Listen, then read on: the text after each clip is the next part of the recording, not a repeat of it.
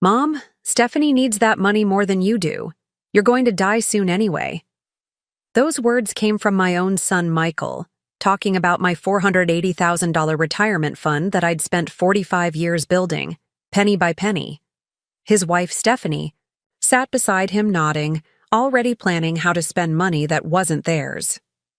That night, I made a phone call that would change everything. 6 months later, Michael was begging me to reconsider. But by then, I'd donated every cent to the Riverside Animal Shelter, and they'd named an entire wing after me. Now Stephanie pretends she never wanted my money.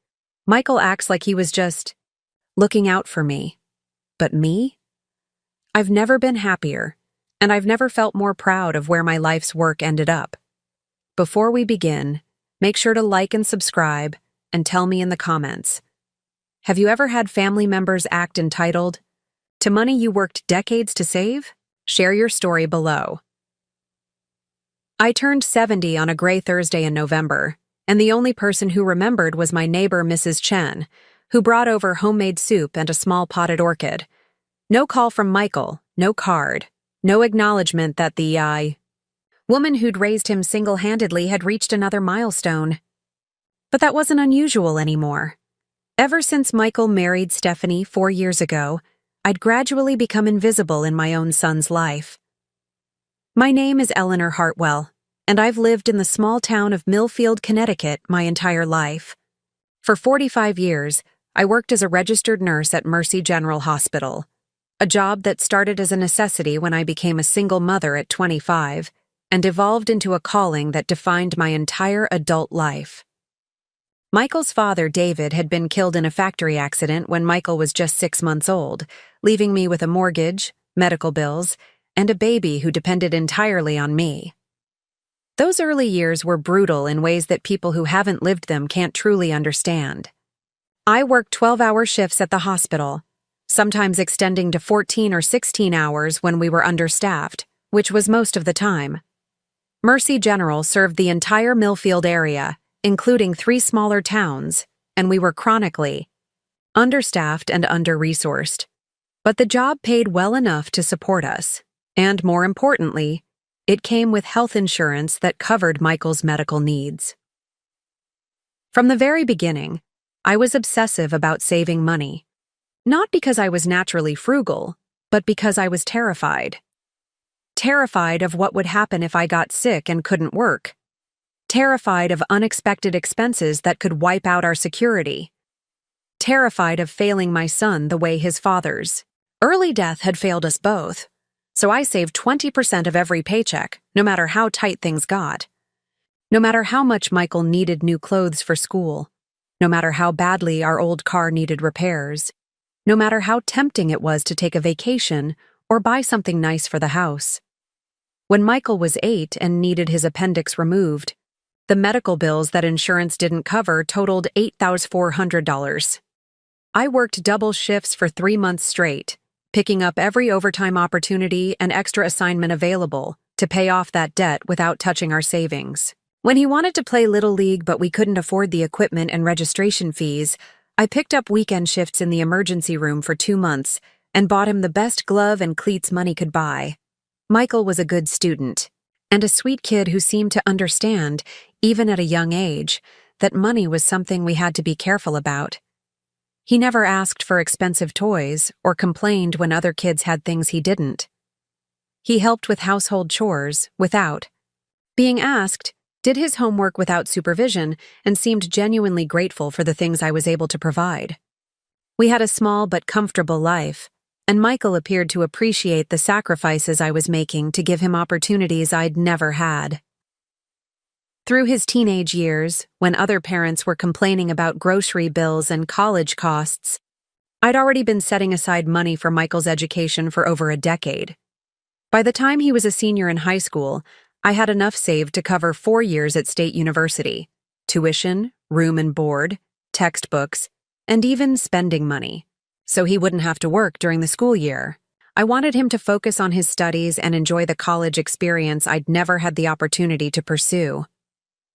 Michael graduated from Millfield High as salutatorian, earned a partial academic scholarship to State University, and seemed genuinely excited about studying marketing and business administration. He called me every Sunday during his freshman year, sharing stories about his classes, his roommates, and his plans for the future. He seemed grateful for the opportunity I'd provided and motivated to make the most of it. During his sophomore year, Michael joined the business club and started talking about internships at advertising firms and marketing companies. He was developing into a confident, articulate young man with clear goals and the work ethic to achieve them. I was proud of him in a way that made all those years of exhaustion and sacrifice feel worthwhile. This was exactly what I'd hoped for. Michael getting opportunities and experiences that would open doors I'd never even known existed. He graduated with a 3.7 GPA and a degree in marketing, and within 2 months had landed a position at Davidson & Associates, a mid-sized advertising firm in downtown Millfield.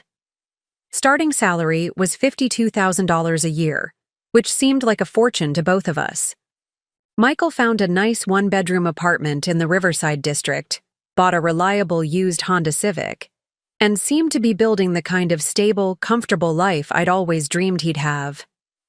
For the first 3 years after college, Michael and I maintained the close relationship we'd always had. He visited every Sunday for dinner, called twice a week just to chat, and included me in most of the major decisions about his life. When he got promoted to account executive and his salary increased to $65,000, he took me out to dinner at the fanciest restaurant in Millfield to celebrate. When he decided to move to a larger apartment, he asked my opinion about neighborhoods and lease terms. I was genuinely happy during those years. Michael was successful and independent, but still valued our relationship. My own life was stable and comfortable. I'd been promoted to charge nurse, which came with a significant salary increase, and my savings account had grown to over $300,000. I was able to take my first real vacation in decades, a week-long trip to Florida that Michael helped me plan and insisted on paying for as a Mother's Day gift. Then, in the fall of his 4th year at Davidson & Associates, Michael met Stephanie Walsh. Stephanie was beautiful in the effortless way that some women just are. Tall and slender, with naturally blonde hair that always looked professionally styled, and a wardrobe that suggested either exceptional taste or an exceptional budget. She worked as what she called a lifestyle consultant, which seemed to involve posting photos on social media, organizing charity events for wealthy friends, and providing advice about fashion and home decorating to women who could afford to pay for such services. Michael was completely smitten from their first date. He called me the next morning, something he'd never done after meeting someone new, to tell me about this amazing woman he'd met at a charity fundraiser for the Millfield Arts Council. She was sophisticated, well-connected, interesting to talk to, and apparently interested in him despite having what he described as a much more glamorous life than mine. Their second date was dinner at Chez Laurent, the most expensive restaurant in Millfield.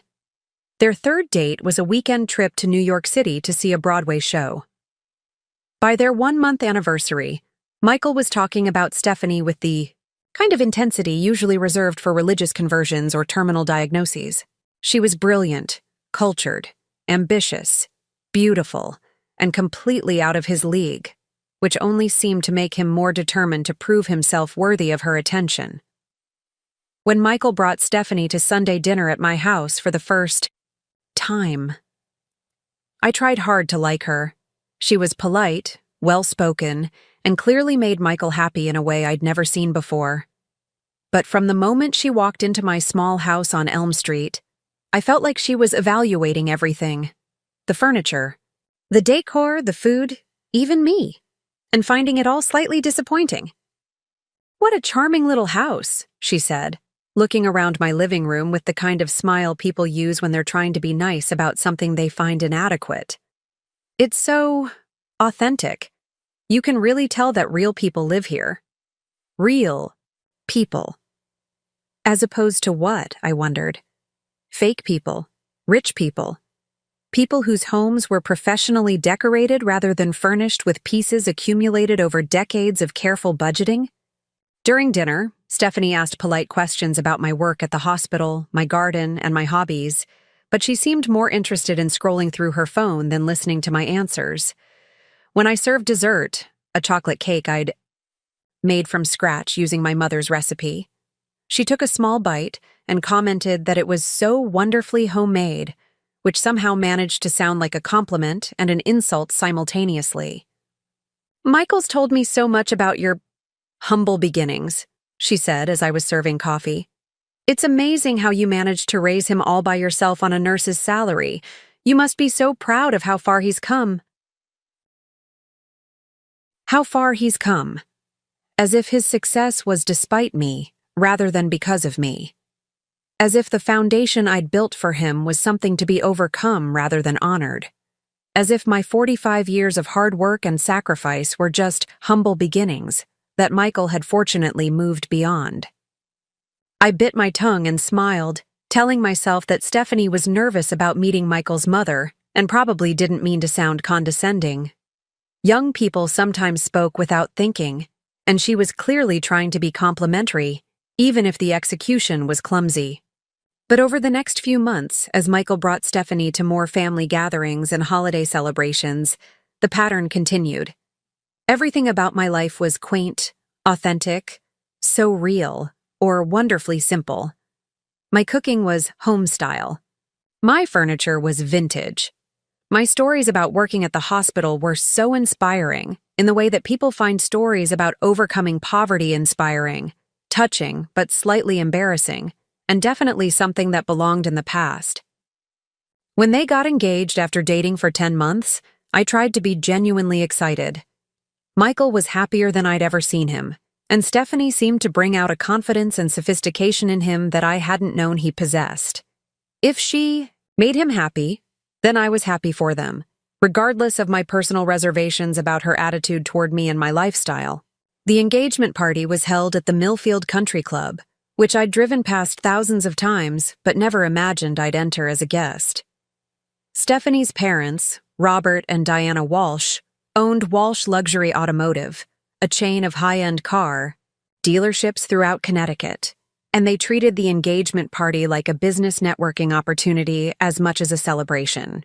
The guest list included doctors, lawyers, business owners, and other members of Millfield's professional elite, people I'd seen around town but had never socialized with. I felt profoundly out of place in my department store dress among their designer gowns and expensive jewelry, but I was there to celebrate my son's happiness. Michael seemed proud to introduce me to Stephanie's friends and family, though I noticed that when people asked about my work, he described me as recently retired from healthcare, rather than a nurse, as if my actual profession was somehow embarrassing. During the party, I overheard Stephanie talking to her bridesmaids about their wedding plans. The venue would be the country club's main ballroom, with a reception for 200 guests, a 10-piece orchestra, flowers flown in from California, and a honeymoon in Tuscany. One of her friends asked how they could afford such an extravagant celebration on Michael's advertising salary. "Oh, Michael's mother has been very generous," Stephanie said with a laugh that didn't sound entirely grateful. "She's been saving money her whole life, apparently. It's actually kind of sweet, how focused she is on Michael's happiness. I think she'd give him anything he asked for." I contributed $15,000 toward their wedding costs, which represented nearly 5% of my total savings, but seemed like a reasonable investment in my son's happiness. Michael and Stephanie expressed appropriate gratitude, though Stephanie mentioned several times that her parents were contributing substantially more, as if my gift was appreciated but inadequate compared to the Walsh family's generosity. The wedding itself was a lavish affair that could have been featured in a bridal magazine. Stephanie looked absolutely stunning in a $4,000 dress. Michael was handsome and confident in his rented tuxedo, and the reception was elegant enough to impress even the most sophisticated guests. I was genuinely happy for them, despite feeling somewhat peripheral to the celebration. During the reception, I sat at a table with some of Michael's college friends and their wives, most of whom were pleasant and inclusive, but I couldn't help. Overhearing conversations at nearby tables about vacation homes, private schools, investment portfolios, and other topics that reminded me how different my financial situation was from most of the other guests. These people weren't just comfortable, they were wealthy in ways I'd never imagined being. After the wedding, Michael and Stephanie honeymooned in Tuscany for 2 weeks, staying at villas that cost more per night than I'd ever spent on an entire vacation. They posted photos on social media of wine tastings, cooking classes, guided tours of art museums, and romantic dinners at restaurants where a single meal probably cost more than my weekly grocery budget. I was happy that they were having such wonderful experiences, but I couldn't help wondering how they'd afforded such an extravagant trip. The answer became clear when they returned from their honeymoon, and Michael called to thank me again for my incredible generosity in helping with wedding expenses. Apparently, in addition to my $15,000 contribution, I'd somehow also helped with honeymoon costs, though I didn't remember writing any checks for travel expenses. "Mom, you know that money you've been saving in your account that doesn't earn much interest?" Michael said during our first post-honeymoon conversation. "Well, Stephanie and I were talking, and we realized that if you loaned us some of that money temporarily, we could invest it in some opportunities that would earn much better returns and then pay you back the principal plus a share of the profits." I was confused. "What kind of opportunities?" "Nothing risky," Michael assured me quickly. "Stephanie has some connections in real estate and business investments through her family. Safe stuff, but with much better returns than you're getting in savings accounts. We're talking about maybe borrowing $20,000 or $30,000 for 6 months, earning 10 or 15% returns, and then paying you back the original amount plus half the profits." It sounded reasonable in theory, and I wanted to help Michael and Stephanie get established financially. But something about the conversation felt off. The timing, coming immediately after an expensive honeymoon, and the vague references to connections and opportunities that were never clearly explained. "Let me think about it," I said, which seemed to disappoint Michael more than I'd expected. "Mom, these kinds of opportunities don't wait around forever," he said with a note of urgency that was new in our conversations. "Stephanie's contact says we need to commit within the next few days, or the deal goes to someone else." I ended up declining the investment opportunity, partly because I didn't understand it well enough to feel comfortable, and partly because something in Michael's tone reminded me uncomfortably of high-pressure sales tactics I'd encountered from financial scammers who occasionally targeted elderly hospital patients. Michael seemed disappointed, but not angry, and I assumed that would be the end of such requests. I was wrong. The real changes in our relationship started about 6 months after the wedding. Michael, who used to call me twice a week and visit every Sunday, suddenly became busy with work projects and social obligations that I wasn't included in. Our weekly dinners became monthly, then occasional, then rare. When I did see him, he seemed distracted, always checking his phone and cutting visits short because he and Stephanie had dinner plans or charity events or couples weekends with Stephanie's friends. Stephanie was working on transforming their lifestyle, and that transformation required money. Lots of money. They moved from Michael's modest 1-bedroom apartment to a luxury 2-bedroom condo in the newly developed Riverside Towers downtown. The rent was more than double what Michael had been paying, but Stephanie felt it was important for Michael's career advancement to live somewhere that reflected his professional ambitions. They traded Michael's reliable Honda Civic for matching BMW leases, a 3 Series for Michael and an X3 SUV for Stephanie. The monthly payments were more than I'd paid for my entire car, but Stephanie insisted that image was crucial in her consulting business and important for Michael's networking opportunities in advertising. Their social calendar filled with expensive restaurants, weekend trips to Boston and New York, charity galas that required new outfits for every occasion, and dinner parties where they served wine that cost more per bottle than I spent on groceries in a week.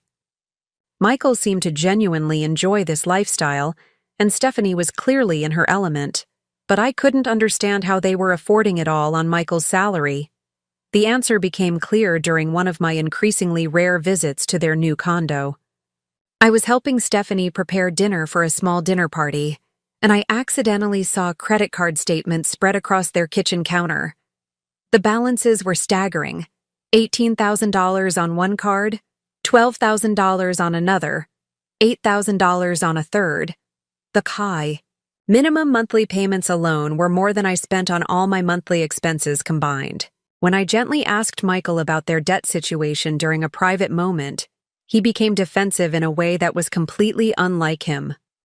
"Mom, everyone our age carries credit card debt," he said with an edge to his voice I'd never heard before.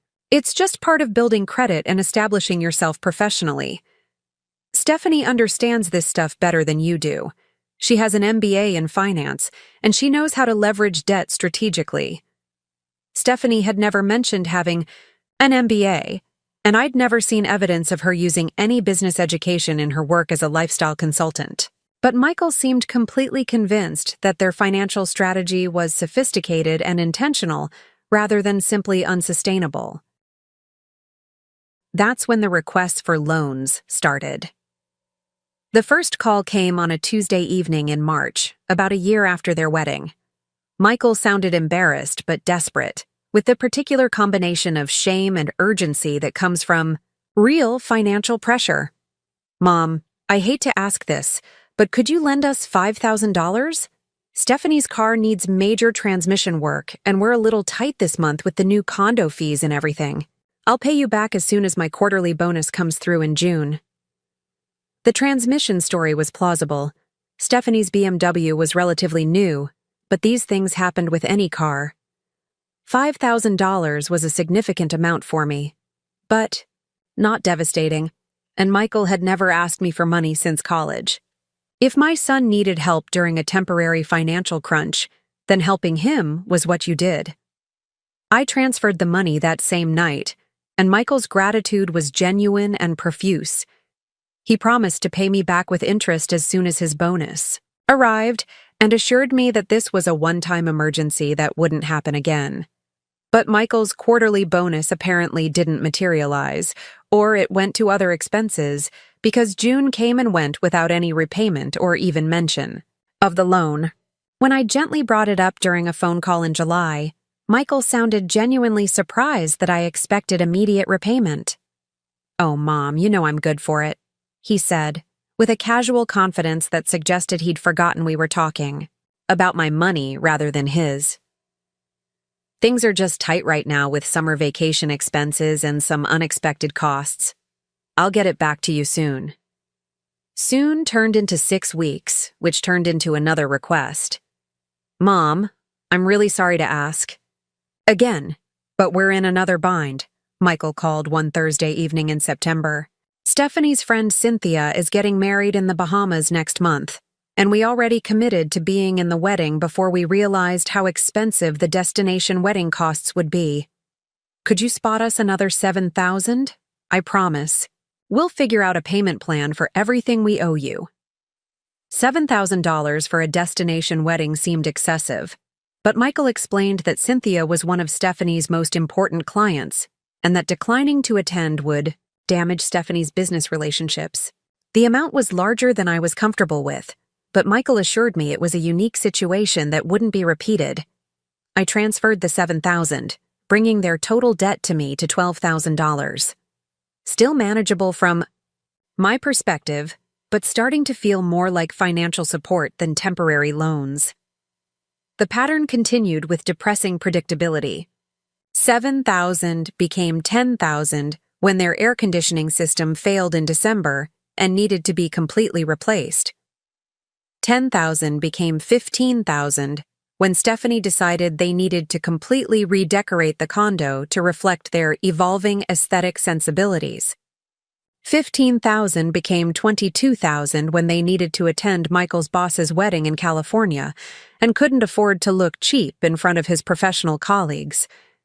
Each request came with genuine apologies, detailed explanations of why the expense was necessary rather than frivolous, and promises of repayment that never materialized. Michael had stopped mentioning specific timelines for paying me back and started talking about getting caught up on their finances in vague, indefinite terms. Over 2.5 years, I'd loaned them almost $60,000. None of it had been repaid, and the requests kept coming with increasing frequency and decreasing embarrassment. Michael had stopped pretending these were temporary loans and started treating my savings account like a family resource he could access whenever their lifestyle exceeded their income. The worst part wasn't the money, though $60,000 represented more than 10% of my total life savings.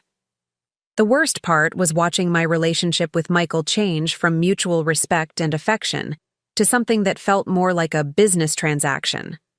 He called me when he needed money, visited me when Stephanie wanted to make a good impression on someone, and included me in their social plans when they needed an extra person to fill out a dinner table. I was starting to feel less like Michael's mother and more like his personal ATM, but I kept giving because I loved my son and wanted him to be happy.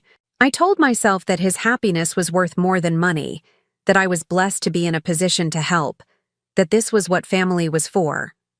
I convinced myself that once Michael's career advanced and their income increased, they'd be able to repay me and our relationship would return to its previous warmth. I was wrong about everything.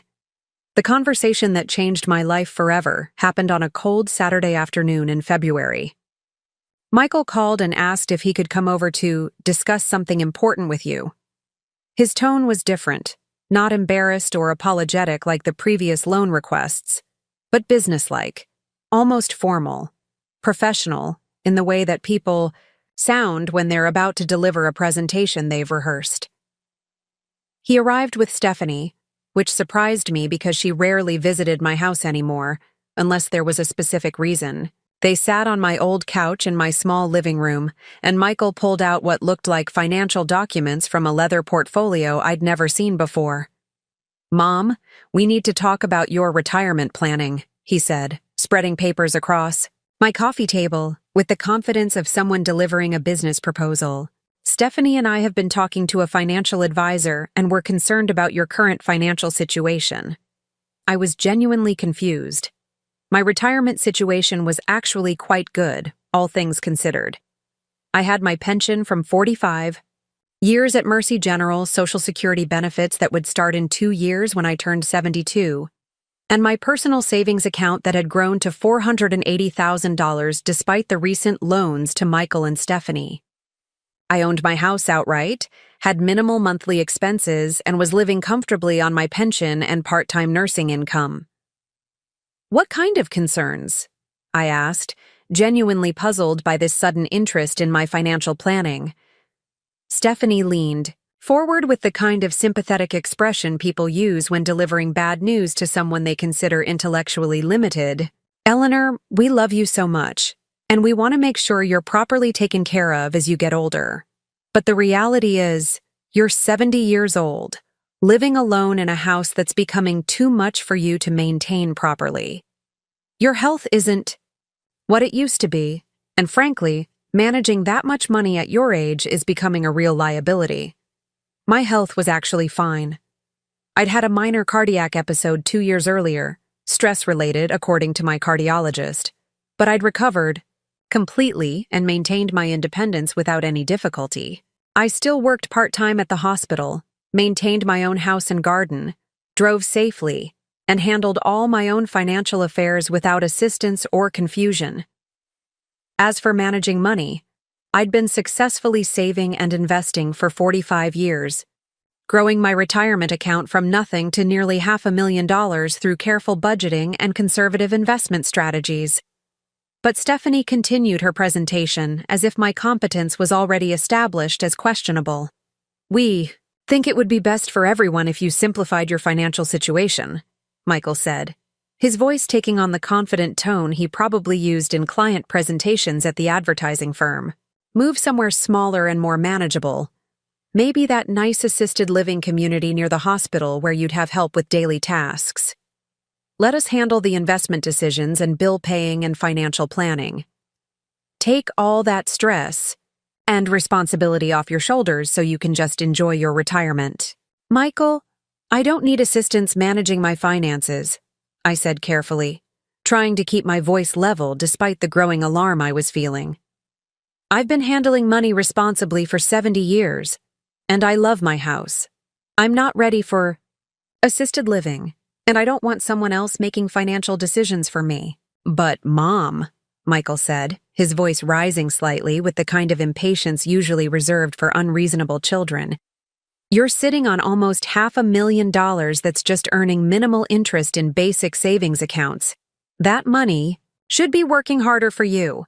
Stephanie and I could invest that money properly, grow it significantly, make sure it's working for your benefit instead of just sitting there doing nothing. That's when I understood what this conversation was really about. They didn't want to manage my money for my benefit. They wanted access to my money for their benefit. The $60,000 they'd already borrowed was apparently just the beginning of their financial plans for my retirement savings. We're not asking you to give us the money, Stephanie said quickly, apparently reading the suspicion in my expression. We're talking about a smart financial partnership. You give us investment, authority over your retirement funds. We use our connections and financial expertise to grow your money properly, and everyone benefits. You get much better returns on your savings. We get some financial breathing room to really establish ourselves and build the kind of future that will allow us to take care of you as you get older. Financial breathing room? I asked, though I was beginning to suspect I knew exactly what that phrase meant. Michael looked uncomfortable for the first time since they'd arrived, but Stephanie pressed forward with the confidence of someone who'd clearly rehearsed this entire presentation and anticipated my questions. Eleanor, you have to understand our position here. Michael is 32 years old, at the most crucial point in his career development. We're trying to buy a house, start a family, build the kind of stable, prosperous life that will allow us to provide for you when you need more care and support. But we're being held back by student loan debt and credit card obligations that are preventing us from qualifying for a good mortgage. Student loans? I asked. Michael, I paid for your entire college education. You graduated debt-free. Stephanie's student loans, Michael clarified quietly, not meeting my eyes. She has an MBA from Northwestern's Kellogg School of Management. Very expensive program, but it's a significant investment in our combined future earning potential. This was the first time I'd heard any mention of Stephanie having an MBA from Northwestern, one of the most prestigious business schools in the country. She'd never mentioned this credential during any of our previous conversations about her work or background, and I'd never seen evidence of her using advanced business education in her consulting work. But Michael seemed completely convinced that Stephanie's expensive education justified their current financial situation and their plans for my retirement money. The point is, Stephanie continued, we could use your retirement funds as collateral to consolidate our existing debts and qualify for a mortgage on a really excellent property in a good neighborhood. Real estate is the best possible investment. Right now, especially in this market, and we'd essentially be investing your money in a rapidly appreciating asset while solving our immediate cash flow problems. I stared at them both, trying to process what I was hearing. They wanted me to risk my entire retirement security so they could buy a more expensive house and pay off debts they'd accumulated funding a lifestyle they couldn't afford on Michael's salary. What if something goes wrong? I asked, my voice steadier than I felt. What if the real estate market drops?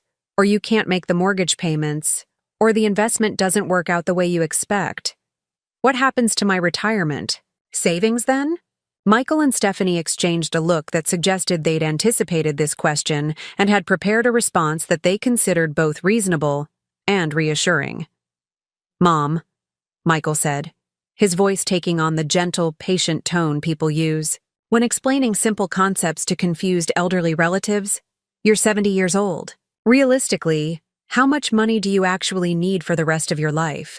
You've got your pension covering your basic expenses, and Social Security will start soon. The savings account is really just extra money sitting around earning almost nothing. And honestly, when you pass away eventually, that money would come to us anyway as your heirs, right?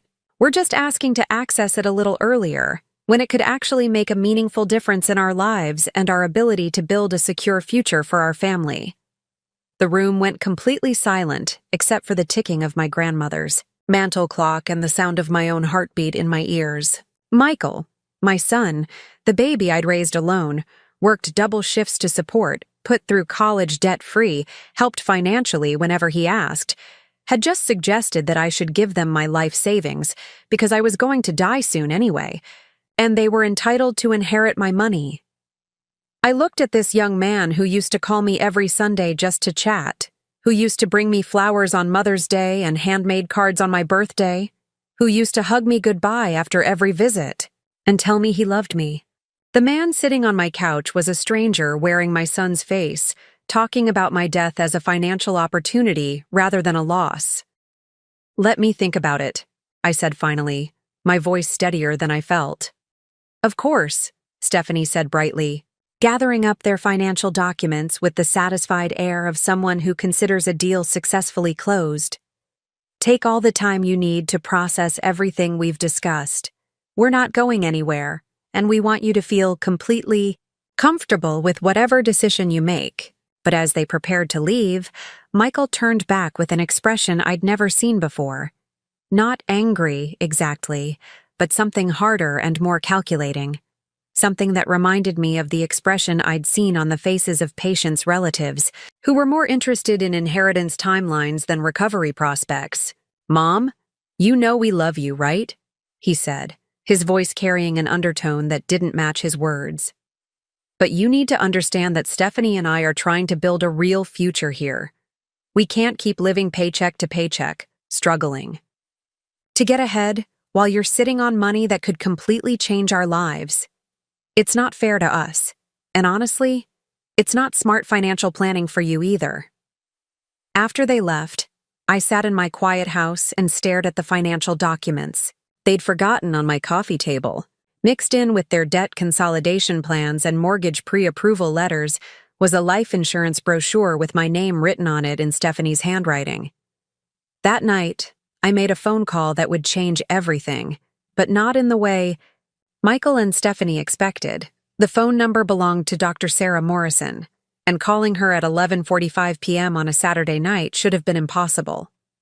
Dr. Morrison was the kind of woman who had assistants to manage her schedule, who served on hospital boards and medical advisory committees, who made decisions that affected thousands of patients and hundreds of healthcare professionals every day. But 12 years ago, Dr. Sarah Morrison had given me her personal cell phone number and made me promise to call if I ever needed anything. Anything at all. I'd never called. Not once in 12 years. Dr. Morrison had been my supervisor during what should have been the final chapter of my nursing career. Back when I was 58 and counting down the years until I could retire with full pension benefits. It was 2011, and Mercy General Hospital was going through the most traumatic period in its 75-year history. Budget cuts, staff reductions, and administrative chaos had turned what was once a well-respected community hospital into a place where overworked nurses were expected to manage impossible patient loads while administrators focused more on profit margins than patient care. I'd been working at Mercy General for 33 years by then, long enough to remember when nursing was considered a profession rather than just a job, when hospitals were run by medical professionals rather than business executives, when patient care took priority over quarterly earnings reports. But the healthcare industry was changing rapidly, and not in ways that benefited either patients or the nurses who cared for them. The crisis that brought Dr. Morrison into my life started with what hospital administration euphemistically called efficiency improvements. In practical terms, this meant reducing nursing staff by 20% while maintaining the same patient census. Overnight, I went from managing 6 patients per shift to handling 9, sometimes 10 when other units were short-staffed. The pace was unsustainable, the stress was overwhelming, and the quality of patient care was suffering in ways that kept me awake at night. Nurses were quitting faster than they could be replaced, and those of us who remained were burning out at an alarming rate. I watched colleagues who'd been dedicated professionals for decades become cynical and exhausted, counting days until retirement, or looking for jobs in other industries entirely. The administration's response was to hire temporary nurses at premium rates rather than addressing the systemic problems that were driving away experienced staff. That's when Dr. Sarah Morrison arrived at Mercy General as the new chief medical officer, brought in specifically to address the crisis in patient care that was threatening the hospital's accreditation and reputation. Dr. Morrison was 45 years old, a Harvard Medical School graduate who'd built her career at prestigious teaching hospitals, before deciding to focus on healthcare administration and system reform. She had a reputation for being brilliant, demanding, and absolutely uncompromising when it came to patient safety and quality care. Dr. Morrison's first week at Mercy General was legendary among the nursing staff. She spent every shift walking the floors, observing patient care, talking to nurses about their concerns, and documenting the systematic problems that were compromising patient safety. She attended every department meeting, reviewed every policy and procedure, and asked questions that hospital administrators had apparently never considered. On her 7th day, Dr. Morrison called an all-hands meeting with every nurse, doctor, and department head in the hospital. The administration clearly expected her to announce new efficiency measures or cost-cutting initiatives. Instead, she delivered a presentation that demolished every excuse the hospital had been using to justify understaffing and overwork. "Patient care is not a cost center," she said, addressing a packed auditorium with the kind of authority that made everyone sit up and pay attention. "It's the core mission of this institution. Every decision we make should be evaluated based on one question: does this improve patient outcomes? If the answer is no, then we shouldn't be doing it, regardless of the short-term financial implications." Dr. Morrison announced that nursing staff levels would be immediately increased to meet national safety standards, that mandatory overtime would be eliminated except for genuine emergencies, and that patient assignments would be capped at levels that allowed for appropriate care. She also announced that the hospital would be implementing new quality metrics and that department heads would be evaluated based on patient satisfaction scores rather than just budget performance. The changes were dramatic and immediate. Within 2 weeks, Mercy General had hired 12 new nurses and was actively recruiting to fill additional positions. Patient loads dropped to manageable levels, mandatory overtime became rare, and the general atmosphere of crisis and desperation began to lift. Dr. Morrison had somehow convinced the hospital board that investing in nursing staff was not only ethically necessary but financially beneficial in terms of patient outcomes, liability reduction, and staff retention. But the most significant change, from my perspective, was Dr. Morrison's approach to recognizing and utilizing the experience and expertise of senior nursing staff. Rather than treating experienced nurses as expensive liabilities to be managed out, she began consulting with us about policy changes, seeking our input on patient care protocols, and involving us in training programs for new staff. 3 months. After Dr. Morrison's arrival, she asked me to serve as the lead nurse for a new patient advocacy program she was developing. The position involved working directly with families during medical crises, coordinating care between departments, and ensuring that patients' voices were heard in treatment decisions. It was more responsibility than I'd ever been offered, with a significant salary increase and the opportunity to use my decades of experience in ways that could genuinely improve patient outcomes. "Eleanor, you've been providing exceptional patient care for over 3 decades, Dr. Morrison said during our meeting in her office. "You understand this hospital. You know how to work with difficult families, and you have the clinical experience to spot problems before they become crises. I need someone I can trust to help me transform how we approach patient advocacy." The patient advocacy role was unlike anything I'd done before, but it turned out to be the most fulfilling work of my entire career. Instead of managing multiple patients simultaneously, I was able to focus on complex cases that required intensive family communication and care coordination. I worked with families during the most difficult moments of their lives, helping them navigate medical decisions, understand treatment options, and communicate effectively with medical teams. Dr. Morrison and I developed a close working relationship that went beyond typical supervisor-employee dynamics. She valued my clinical experience and institutional knowledge, seeking my advice about policy changes and system improvements. I provided her with insights about how proposed changes would affect frontline nursing staff and patient care quality. Together, we developed protocols and procedures that improved patient outcomes while making nurses' jobs more manageable and sustainable. Over the 18 months I worked in patient advocacy, Dr. Morrison taught me skills that went far beyond medical care. She showed me how to analyze complex systems, how to identify root causes of problems rather than just treating symptoms, and how to present data and recommendations in ways that convinced administrators to support necessary changes. She involved me in budget planning, quality improvement initiatives, and strategic planning processes that I'd never had access to as a floor nurse. "Eleanor, you have natural instincts for systems thinking and problem solving," Dr. Morrison told me during one of our weekly meetings. "You see connections that other people miss, and you understand how to balance competing priorities without losing sight of what's most important. Those are executive-level skills that most people never develop." Dr. Morrison encouraged me to pursue additional education and professional development, offering to support my enrollment in healthcare administration courses and leadership training programs. She suggested that I consider extending my career beyond my planned retirement date, possibly moving into hospital administration or healthcare consulting. But Michael was in his final year of college, and I was looking forward to retirement and the opportunity to travel, volunteer, and enjoy some leisure time after 45 years of shift work. Dr. Morrison understood my decision completely, but she made it clear that she considered my departure a significant loss for both the hospital and the healthcare profession.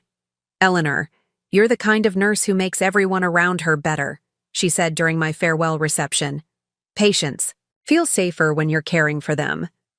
Families trust you to advocate for their loved ones, and new nurses learn more in a month working with you than they learn in a year of formal training.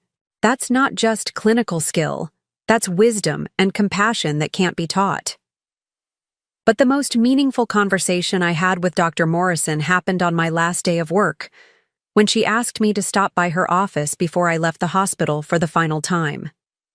She handed me an envelope containing a letter of recommendation that was far more generous than I'd expected, along with contact information for several healthcare organizations that might be interested in consulting work if I ever wanted to return to the profession part-time. "Eleanor, I want you to know that the work you've done here has made a lasting impact," she said, her voice carrying the kind of sincerity that made it clear she wasn't just offering polite farewell remarks. "The patient advocacy program you helped develop has become a model for other hospitals in our system. The training protocols you created are being used to educate new nurses throughout the region. You've influenced patient care in ways that will continue long after you're gone." She paused, looking at me with an expression I couldn't quite interpret. "There's something else I want to tell you, something that goes beyond your professional contributions. Watching you navigate your son's college years while maintaining your commitment to excellent patient care has been remarkable. The way you balanced personal sacrifice with professional responsibility, the way you supported Michael's education without compromising your own financial security, that takes wisdom and strength that most people never develop." I was surprised that Dr. Morrison knew about my personal situation, though I realized that during our 18 months of working closely together, I'd probably shared more about my life circumstances than I'd intended. "I've seen a lot of healthcare professionals struggle with family financial pressures," she continued. "I've watched good nurses make poor decisions because they felt pressured to help adult children who hadn't learned to manage money responsibly. I've seen people compromise their own retirement security to enable family members who mistook generosity for obligation." Dr. Morrison handed me her business card with her personal cell phone number handwritten on the back. "Eleanor, if you ever find yourself in a situation where your financial security or personal well-being is being threatened by family pressures, I want you to call me. Day or night, doesn't matter. I've learned things about protecting yourself and your assets that I wish someone had taught me when I was younger. You've given so much to your family and your profession. Don't let anyone take advantage of your generosity or make you feel guilty for protecting what you've earned." I thanked Dr. Morrison for her kindness and assured her that I couldn't imagine ever needing such help. Michael was graduating college debt-free thanks to my planning. He had good career prospects, and our relationship was built on mutual respect and affection. I was confident that my retirement years would be comfortable and that Michael would continue to be a source of pride and companionship. Dr. Morrison smiled, but her expression suggested she hoped I was right, while suspecting I might be naive. "I hope you never need to make that call, Eleanor. But if you do, please don't hesitate. Some situations require resources and strategies that good people don't naturally know how to access. There's no shame in asking for help when you need it." Over the 12 years since my retirement, Dr. Morrison and I had maintained contact through holiday cards and occasional emails. She'd been promoted to Regional Chief Medical Officer, overseeing patient care at 15 hospitals throughout Connecticut and Massachusetts. Her Christmas cards included updates about her own life, marriage to a fellow physician, adoption of 2 children from foster care, completion of an MBA in healthcare administration, and always included a note asking about my retirement and Michael's progress. I'd updated her about Michael's graduation, his job at Davidson and Associates, his engagement and wedding, and his apparent success in building an independent adult life. Dr. Morrison's responses were always warm and congratulatory, though I noticed that she occasionally included subtle questions about my own financial security and whether I was taking proper care of yourself during these family transitions. Last Christmas, her card had included a more direct message. "Eleanor, I hope you're protecting your retirement security and not allowing family pressures to compromise your own well-being. Adult children sometimes develop unrealistic expectations about parental support, especially when parents have been as generous and self-sacrificing as you've always been. Please remember that maintaining appropriate boundaries is not selfish. It's necessary for everyone's long-term well-being." At the time, I'd thought Dr. Morrison was being overly cautious. Michael's requests for financial help had seemed reasonable and temporary, and I'd been confident that our family relationship was strong enough to handle minor financial stresses without lasting damage. Now, sitting in my kitchen at nearly midnight with my cheek still stinging from the implications of Michael's words about my approaching death, I understood that Dr. Morrison had seen something I'd been too emotionally invested to recognize. She'd understood that my generosity and devotion to Michael's happiness might eventually be exploited by people who mistook love for weakness. My hands shook slightly as I dialed Dr. Morrison's personal number. The phone rang twice before her. Familiar voice answered, alert and concerned despite the late hour. "Eleanor, is that you? Are you all right?" The immediate recognition and genuine concern in her voice almost broke my composure entirely.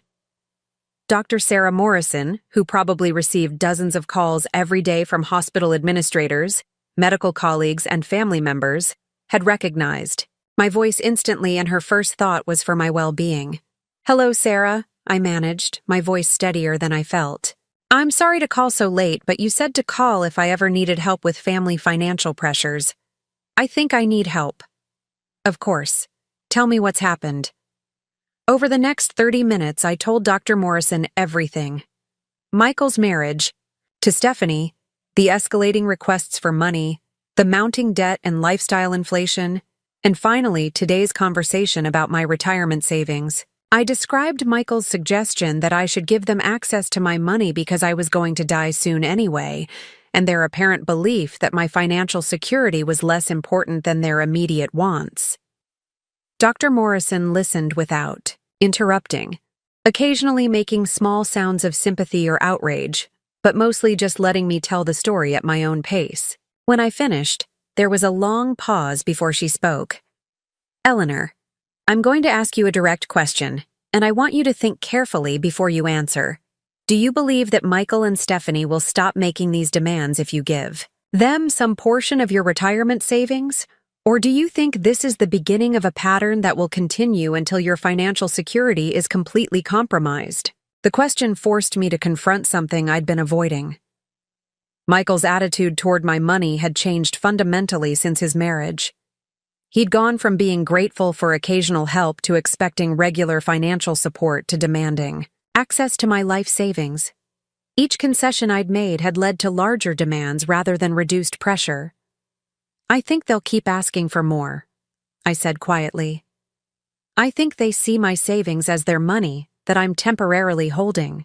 "That's exactly what I think too," Dr. Morrison said, and I could hear the sound of papers rustling as if she was already making notes. "Eleanor, you're dealing with financial elder abuse. It's often perpetrated by family members who convince themselves that they're entitled to access their parents' resources for their own benefit. The fact that Michael referenced your eventual death as a justification for immediate access to your money is a classic pattern. Financial elder abuse." The term hit me like a physical blow, though I recognized immediately that it accurately described what was happening to me. Michael wasn't asking for help during a temporary crisis. He was systematically attempting to gain control of my financial resources for his own benefit. "Sarah, what should I do? Michael is still my son, and I love him, but I can't give them my retirement money, and I don't think I can continue enabling this behavior." "Eleanor, you need to understand that protecting yourself financially is not betraying your son. It's actually the most loving thing you can do, because enabling this kind of entitlement and exploitation isn't helping Michael become a responsible adult. It's enabling him to become someone who takes advantage of people who love him." Dr. Morrison paused, and I could hear her thinking through the implications of my situation. "I'm going to ask you another question, and this one is even more important. Do you want to just protect your money from further exploitation? Or do you want to teach Michael and Stephanie a lesson about the consequences of trying to manipulate and exploit someone who has spent her entire life caring for others?" The distinction caught me off guard. I'd been thinking about how to refuse their demands, but I hadn't considered the possibility of actually doing something that would demonstrate the cost of their behavior. What's the difference? Protecting your money means changing your will, setting up trusts, maybe moving your assets somewhere they can't access them. Teaching them a lesson means showing them what they've lost by treating you as a resource to be exploited rather than a person to be respected. I thought about Michael's expression when he'd told me that my money could change their lives, about Stephanie's confident assumption that I would eventually comply with their demands, about the life insurance brochure with my name on it. They had apparently already mentally spent my money and were treating my resistance as a temporary obstacle rather than a legitimate boundary. "I want them to understand what they've lost," I said, surprised by the firmness in my own voice. "I want them to realize that treating me like a bank account instead of a mother was the biggest mistake they've ever made." "Good," Dr. Morrison said, and I could hear satisfaction in her voice. "Eleanor, I'm going to help you do something that will protect your financial security and demonstrate to Michael and Stephanie that there are consequences for trying to exploit people who love them. But I need you to understand that this approach will permanently change your relationship with them." "It's already permanently changed," I said.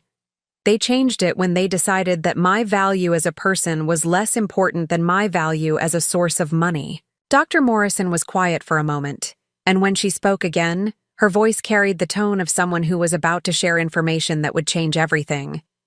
"Eleanor, there's something I need to tell you about my current position and resources. Being Regional Chief Medical Officer has given me access to networks and opportunities that go far beyond healthcare administration. I serve on the board of directors for several charitable organizations, including the Riverside Animal Shelter, which is currently planning the largest expansion project in its 50-year history. I was confused about the relevance of animal shelter expansion to my situation, but I trusted Dr. Morrison enough to let her explain. The Riverside Animal Shelter is preparing to launch a capital campaign to build a new facility that will double their capacity for rescuing and caring for Abandoned animals. They're seeking major donors who want to make meaningful contributions to animal welfare in our community. The kind of donors who might be interested in making legacy gifts that would be recognized with naming opportunities. Understanding began to dawn. Sarah, are you suggesting that I donate my retirement money to the animal shelter? I'm suggesting that you consider making a planned gift that would accomplish several things simultaneously. First, it would ensure that your money goes to a cause that genuinely improves lives rather than enabling entitled behavior. Second, it would provide you with significant tax benefits that could actually improve your financial situation. Third, it would demonstrate to Michael and Stephanie that generosity is something you choose to do, not something they can demand from you. The idea was both terrifying and exhilarating. Instead of giving my life savings to Michael and Stephanie to fund their unsustainable lifestyle, I could donate it to an organization that rescued animals and provided them with medical care, shelter, and loving homes. Instead of enabling financial irresponsibility, I could support genuine need and compassion. How would this work practically? I asked. There are several options, but the most strategic would be a charitable remainder trust that provides you with income for the rest of your life, while ensuring that the principal goes to the shelter after your death. You would actually receive more annual income than you're currently earning from savings accounts. You'd get immediate tax benefits, and you'd have the satisfaction of knowing that your money will ultimately serve a meaningful purpose. Dr. Morrison explained that charitable remainder trusts were commonly used by people who wanted to support charitable causes while maintaining financial security during their lifetimes. The trust would be managed by professionals. I would receive quarterly income payments that would likely exceed what I was earning from savings accounts, and I would have the security of knowing that Michael and Stephanie could never access or pressure me about the money. But here's the most important part, Eleanor. You don't have to wait until you die for the shelter to benefit from your generosity. You could make an immediate gift that would allow them to name a significant portion of their new facility in your honor, the Eleanor Hartwell Memorial Wing, for instance, or the Eleanor Hartwell Veterinary Care Center. The idea of having a building named after me was overwhelming, but the thought of being remembered for helping animals rather than enabling ungrateful family members was deeply appealing. There's another aspect of this that I think you'll appreciate, Dr. Morrison continued. The shelter's board of directors includes several prominent members of Millfield's business and social community. People who know Michael and Stephanie, people who attend the same charity events and social gatherings. When the new facility opens and your contribution is recognized, it will be very public knowledge that you chose to donate your money to help animals rather than support your son's lifestyle demands. I hadn't considered the social implications, but Dr. Morrison was right.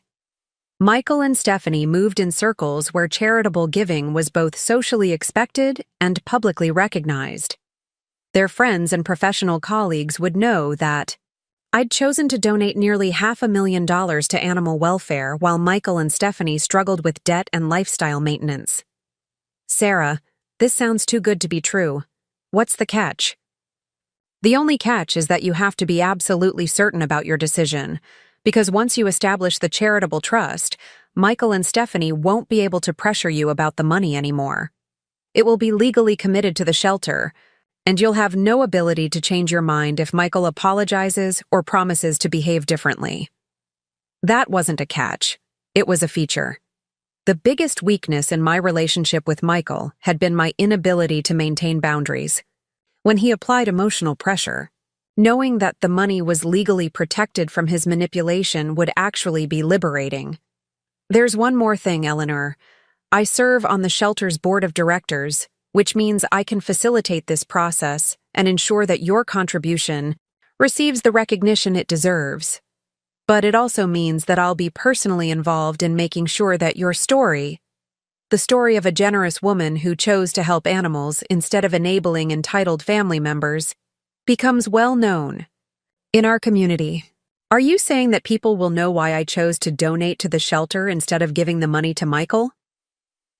I'm saying that people will draw their own conclusions when they learn that a devoted mother and retired nurse chose to give nearly $500,000 to help abandoned animals, while her son and daughter-in-law struggled with debt from trying to maintain a lifestyle they couldn't afford. The implications were staggering. Michael and Stephanie would not only lose access to my money, they would face social consequences for their behavior. Their friends and colleagues would understand that they had tried to exploit a 70-year-old woman who chose to help animals rather than enable their financial irresponsibility. Sarah, how quickly could this be arranged? I can have the preliminary paperwork prepared within a week, and we could finalize everything within a month. The shelter could announce your commitment immediately, which means Michael and Stephanie would learn about your decision through community channels rather than private family conversation. The thought of Michael and Stephanie discovering my donation through a newspaper announcement or social media post rather than a family discussion was both terrifying and satisfying. They would understand immediately that their demands had backfired spectacularly. Eleanor, I want you to sleep on this decision. Don't commit to anything tonight while you're emotionally processing what happened this afternoon. But I also want you to understand that you have options beyond just saying no to their demands. You have the power to turn this situation into something positive that reflects your values rather than their entitlement. After we hung up, I sat in my kitchen until dawn, thinking about the choice Dr. Morrison had presented. I could spend the remaining years of my life as a victim of Michael and Stephanie's financial manipulation, gradually depleting my savings to fund their unsustainable lifestyle until I had nothing left to give. Or I could take control of my own narrative, ensuring that my life's work would be remembered for helping vulnerable animals rather than enabling ungrateful family members. By the time the sun came up, I knew exactly what I was going to do. Michael wanted my money because he thought I was going to die soon anyway and he was entitled to inherit it. I was going to show him that generosity is something you choose to do, not something people can demand from you. And I was going to make sure that when I did eventually die, I would be remembered for helping creatures who couldn't help themselves, rather than for being exploited by people who should have protected me. Dr. Morrison had given me something Michael and Stephanie would never see coming: the power to turn their greed into my legacy.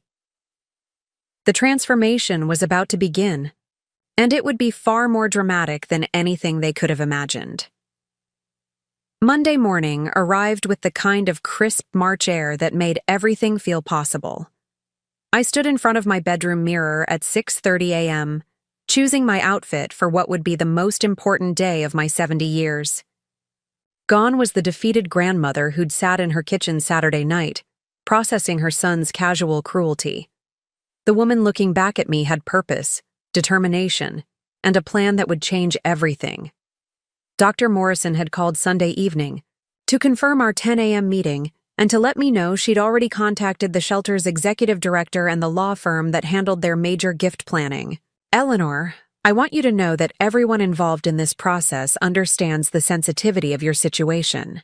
You'll be working with professionals who specialize in protecting donors from family pressure while ensuring their charitable intentions are properly executed.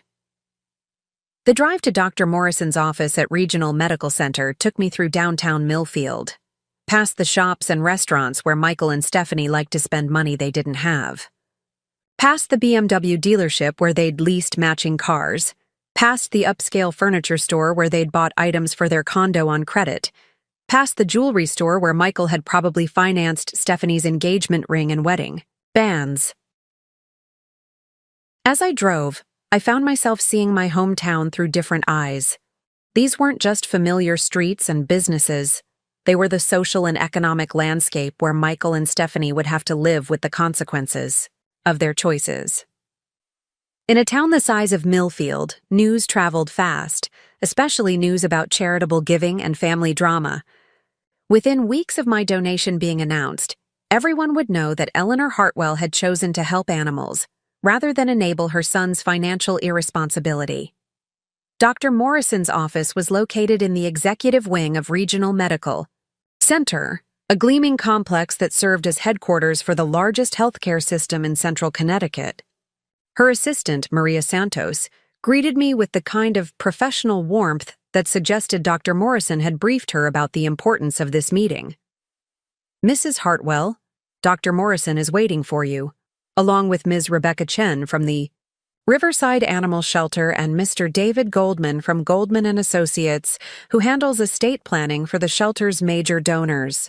The conference room overlooked the medical center's healing garden, where patients and families often sat during difficult times, finding comfort in the peaceful surroundings. It seemed appropriate that I would be planning my own healing here, creating a legacy that would help other vulnerable creatures while protecting myself from further exploitation. Dr. Morrison made introductions with the efficiency of someone accustomed to managing complex meetings involving multiple stakeholders. Rebecca Chen was the shelter's executive director, a woman in her early 40s who'd built Riverside into one of the most respected animal welfare organizations in the state. David Goldman was a partner at one of Connecticut's most prestigious law firms, specializing in estate planning and charitable giving for high-net-worth individuals. "Mrs. Hartwell," Rebecca began, her voice carrying genuine warmth and enthusiasm, "Dr. Morrison has told me about your interest in supporting our capital campaign, and I have to say we're thrilled by the possibility of working with you. Your nursing background and commitment to caring for vulnerable populations makes you exactly the kind of donor whose values align with our mission." Rebecca spread architectural plans across the conference table, showing detailed drawings of the shelter's proposed new facility. The current building, constructed in the 1970s, could house approximately 50 animals and was desperately overcrowded. The new facility would accommodate over 120 animals, with separate wings for dogs, cats, small animals, and medical care, plus administrative offices, volunteer training rooms, and public education spaces. "The total cost of construction is $2.8 million, Rebecca explained, pointing to different sections of the blueprints. "We've raised about $1.6 million so far through grants, corporate donations, and smaller individual gifts. We need another $1.2 million to break ground, and we're hoping to identify major donors who want to make transformational gifts in exchange for naming opportunities." She showed me a list of potential naming opportunities, ranging from $25,000 for individual kennel suites to $500,000 for entire wings of the facility. The main veterinary care center, which would include surgical suites, recovery areas, and specialized medical equipment, could be named for a donation of $300,000. "However," Rebecca continued, glancing at Dr. Morrison, "we're also open to creating custom naming opportunities for donors whose contributions significantly advance our mission. A gift of the magnitude Dr. Morrison mentioned could justify naming the entire facility's medical wing and establishing an endowment for ongoing veterinary care." David Goldman leaned forward, opening a leather portfolio filled with legal documents. "Mrs. Hartwell, before we discuss specific gift amounts or naming opportunities, I want to explain the legal mechanisms that would protect your interests while maximizing the benefit to both you and the shelter." Over the next hour, David walked me through the details of charitable remainder trusts, using language that was professional but accessible. The basic concept was straightforward. I would transfer my retirement savings to a trust managed by professionals. The trust would pay me quarterly income for the rest of my life, and when I died, the remaining principal would go to the shelter. "The immediate benefits to you are significant," David explained, showing me projected income calculations. "Your current savings of $480,000 is earning approximately 1.5% annually in savings accounts, which provides about $7,200 per year in income. A charitable remainder trust would be invested in a diversified portfolio designed to generate approximately 5% annually, which would provide $24,000 per year in income." The numbers were staggering. I would actually increase my annual income by more than $16,000, while ensuring that my money would ultimately help animals rather than enable Michael and Stephanie's financial irresponsibility. "Additionally," David continued, You'll receive an immediate tax deduction of approximately $180,000, which could be used over several years to reduce your tax burden significantly. The combination of increased income and reduced taxes could improve your financial situation by $25,000 to $30,000 annually. Dr. Morrison had been right. This arrangement would actually make me financially better off while protecting my money from family manipulation. I would have more income, lower taxes, and the security of knowing that Michael and Stephanie could never pressure me about my savings again. There's one more advantage that's particularly relevant to your situation, David said, his voice taking on a more serious tone. Once the trust is established, you have no legal authority to change the beneficiary or access the principal. This means that even if family members apply emotional pressure or attempt to manipulate you, you can honestly tell them that the money is no longer under your control. That was perhaps the most valuable aspect of the entire arrangement. Michael and Stephanie could beg, plead, threaten, or manipulate all they wanted, but I would be legally unable to give them access to money that no longer belonged to me. Rebecca pulled out a folder of photographs showing the shelter's current operations. Dogs and cats in overcrowded kennels, volunteers working in cramped spaces, medical procedures being performed in inadequate facilities.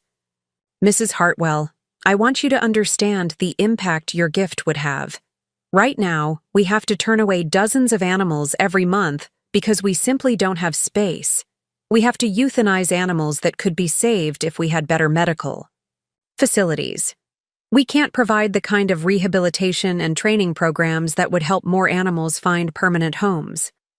She showed me before and after photos of animals the shelter had rescued and rehabilitated. A dog named Charlie, who'd been found with severe injuries and was now thriving in a loving home. A cat named Luna, who'd been abandoned with her litter of kittens and had been successfully treated for malnutrition and disease. Dozens of animals whose lives had been saved because the shelter had the resources to provide medical care and find appropriate adoptive families. Your gift would directly save lives, Rebecca said simply. Every day for decades to come, animals will be alive because of your generosity. The contrast was overwhelming. I could give my money to Michael and Stephanie, who would spend it on luxury cars, expensive vacations, and lifestyle upgrades they couldn't afford. Or I could give it to the shelter, where it would literally save the lives of abandoned and abused animals who had no other hope. I want to do this, I said, my voice steadier than I'd expected. I want to establish the charitable trust and donate my retirement savings to the shelter. Dr. Morrison smiled with obvious satisfaction, but David Goldman looked concerned. Mrs. Hartwell, I appreciate your enthusiasm, but I need to make sure you're making this decision for the right reasons. Charitable giving should be motivated by genuine desire to support a cause you care about, not by anger or frustration with family members. Mr. Goldman, I've been thinking about this for 36 hours, I said, looking directly at him. Yes, I'm angry about my son's behavior, but I'm not making this decision out of spite. I'm making it because I finally understand what my priorities should be. I'd rather help vulnerable animals than enable entitled adults. I'd rather be remembered for generosity than for being someone's financial victim. Rebecca leaned forward with obvious excitement. Mrs. Hartwell, if you're genuinely committed to this gift, I'd like to propose something special. Rather than just naming the veterinary wing after you, what if we named the entire new facility the Eleanor Hartwell Animal Care Center? Your gift would be the cornerstone contribution that makes the whole project possible. The Eleanor Hartwell Animal Care Center. My name on a building that would save thousands of animal lives over the coming decades. A legacy that would be remembered long after Michael and Stephanie's financial problems were forgotten. There's something else to consider, Dr. Morrison added. The shelter's capital campaign announcement is scheduled for next month, including a major fundraising gala where they'll recognize founding donors and reveal naming opportunities. If you're ready to commit, your gift could be announced as the lead contribution that put the campaign over the top. What kind of announcement? I asked. Rebecca pulled out a glossy brochure showing plans for the Capital campaign launch event. We're hosting a gala dinner at the Millfield Country Club with about 300 attendees, including major donors, community leaders, business owners, and prominent families. The evening will include dinner, silent auction, and a presentation about the new facility. Major donors will be recognized during the program and will unveil renderings of the building showing naming opportunities. The Millfield Country Club, where Michael and Stephanie attended charity events, where Stephanie networked with potential clients, where they tried to maintain their image as successful young professionals. An announcement of my donation at the Country Club would ensure that everyone in their social circle learned about my charitable giving at the same time. The local newspaper always covers our major events, Rebecca continued, and we typically send press releases to regional media. When we announce significant gifts, a donation of this magnitude would likely generate coverage beyond just Millfield. I thought about Michael and Stephanie learning about my donation through a newspaper article or social media post. The shock of realizing that the money they'd demanded was now committed to helping animals. The embarrassment of having their friends and colleagues understand why I'd chosen animals over my own son. When would the announcement be made? I asked.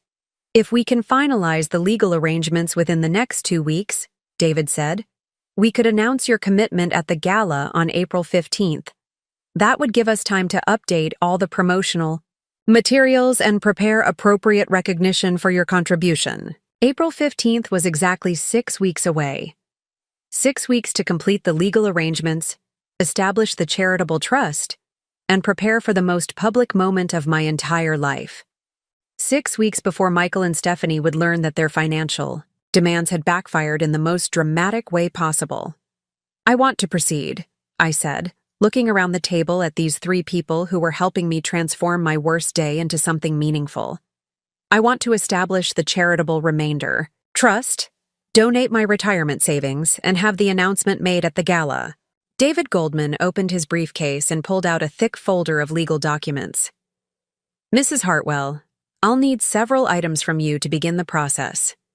Bank statements showing your current savings balances, contact information for your financial advisors, and details about any existing estate planning documents that might need to be updated. Over the next 2 hours, we worked through the practical details of establishing the trust and transferring my assets. David would coordinate with my bank to arrange the asset transfer. Rebecca would work with the shelter's architects to update building plans showing the Eleanor Hartwell Animal Care Center, and Dr. Morrison would handle communication with the shelter's board of directors about the significance of my gift. Mrs. Hartwell, David said as we prepared to conclude the meeting, I want to make sure you understand the finality of this decision. Once the trust is established and the assets are transferred, you cannot change your mind. Even if Michael apologizes or promises to change his behavior, you will not be able to access this money for any purpose other than your own income payments. That's exactly what I want, I said. I want the money to be legally protected from any future manipulation or pressure. Rebecca handed me a folder containing shelter newsletters, annual reports, and photographs of animals they'd rescued and rehabilitated. Mrs. Hartwell, I'd like you to take these home and read about our work. I want you to feel completely confident that your money will be used effectively to help animals and serve our community. As I prepared to leave, Dr. Morrison walked me to the elevator with an expression that mixed satisfaction and concern. Eleanor, are you absolutely certain about this decision?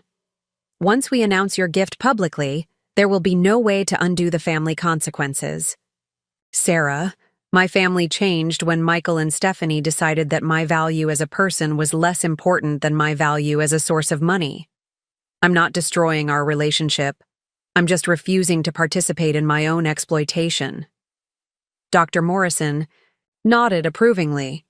Eleanor, I think you're about to discover that standing up for yourself feels much better than being taken advantage of. And I think Michael and Stephanie are about to learn that there are consequences for treating generous people as resources to be exploited. The drive home took me past Michael and Stephanie's condo building, a gleaming tower of glass and steel. that probably cost more per month than many families' entire housing budgets. I wondered what they were doing today. Probably working or shopping or planning their next expensive entertainment, completely unaware that their financial future had just changed permanently. They had demanded my retirement savings because they thought I was powerless to refuse them. They were about to learn that I was powerful enough to ensure that my money would help creatures who genuinely needed it, rather than enable adults who mistook wants for needs. That evening, I called Michael and left a voicemail asking if he and Stephanie could come over Thursday evening to discuss their financial proposal from the weekend. I kept my voice neutral and businesslike, giving no indication of what I'd decided or what I'd been planning. "I've been thinking about everything you discussed," I said into the phone, "and I'd like to share my decision with both of you in person. Thursday around 7 o'clock would work well for me." I spent the rest of the week reading through the shelter materials Rebecca had provided, learning about their programs for animal rescue, medical care, behavioral rehabilitation, and adoption services. The stories were heartbreaking and inspiring. Animals that had been abandoned, abused, or neglected, who were given second chances at life through the shelter's work. One story particularly moved me. A dog named Bella, who'd been found chained in a backyard, severely malnourished and suffering from untreated injuries.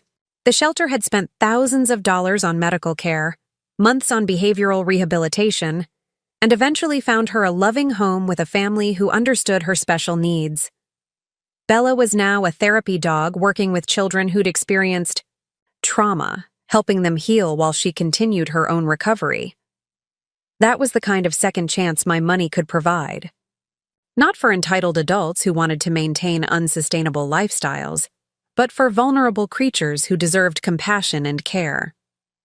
Wednesday afternoon, David Goldman called with an update on the legal arrangements. "Mrs. Hartwell, I've reviewed your financial documents and coordinated with your bank about the asset transfer process. Everything looks straightforward, and we should be able to complete the trust establishment by early next week." "What about the tax implications?" "Very favorable. The immediate tax deduction will save you approximately $45,000 in federal and state taxes over the next few years, and the increased annual income from the trust will more than offset any reduction in principal.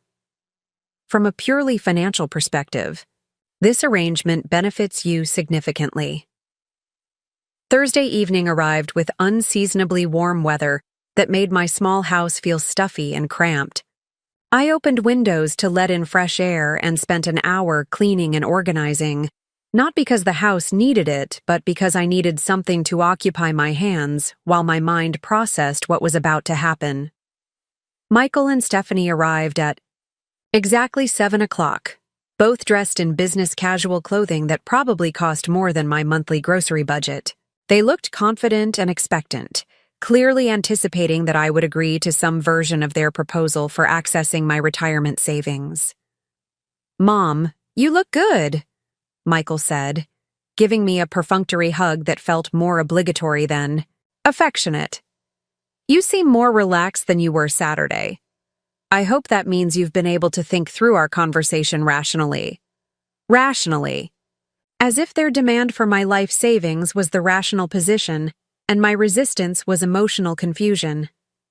Stephanie settled herself on my couch with the satisfied air of someone who considered the outcome already decided. "Eleanor, we really appreciate you taking time to consider our proposal. Michael and I have been looking at some really exciting investment opportunities, and we're confident that we can grow your money significantly while improving our own financial situation." "Before we discuss your proposal," I said, taking a seat across from them, "I want to make sure I understand exactly what you're asking of me." Michael leaned forward with the earnest expression he'd perfected for important conversations. "Mom, we're asking you to trust us with money that's just sitting in savings accounts earning almost nothing. We can invest that money in real estate and business opportunities that will benefit all of us. And if these investments don't work out, if the real estate market drops or your business opportunities fail, What happens to my retirement security then? Michael and Stephanie exchanged a look that suggested they'd anticipated this question and had prepared an answer. Mom, that's why we're talking about this now. While you're healthy and able to enjoy life, instead of waiting until you're in a nursing home or dealing with health problems, Stephanie said, her voice taking on the patient tone people use when explaining obvious concepts to slow learners.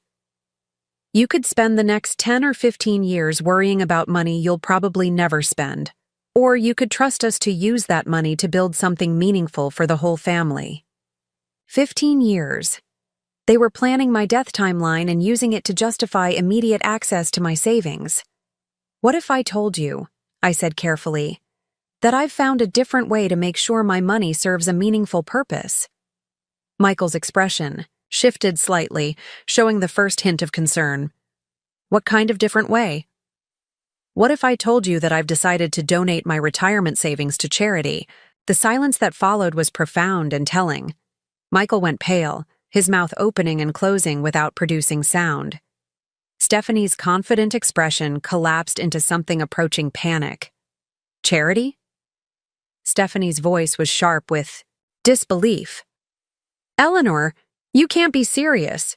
You're talking about giving away nearly $500,000 to strangers instead of helping your own family? Not strangers, I said calmly. Animals. Abandoned and abused animals who need medical care and loving homes? Michael found his voice, though it came out higher and more strained than usual. Mom, you can't give away your entire retirement savings. What if you need that money for medical care or nursing home costs? What if there's an emergency? The charity has arranged for me to receive more annual income from the donation than I currently earn from savings accounts. My financial situation will actually improve. Stephanie leaned forward, her voice taking on a desperate edge. Eleanor, this is obviously some kind of scam. Charities don't pay people more money than they donate. Someone is taking advantage of you. No, Stephanie. Someone tried to take advantage of me, but not the charity. The implications of my statement hung in the air like smoke from a fire. Michael and Stephanie were beginning to understand that their demands had not only been refused, but had prompted me to do exactly the opposite of what they wanted. Mom, Michael said, his voice carrying a note of pleading that was new in our conversations. Please don't make any hasty decisions about this. We can work out some arrangement that helps everyone. Maybe we don't need access to all your savings. Maybe we could just borrow a smaller amount? Michael, the arrangements have already been made. The legal documents have been signed, and the announcement will be made publicly in 3 weeks. Announcement? Stephanie's voice was barely above a whisper.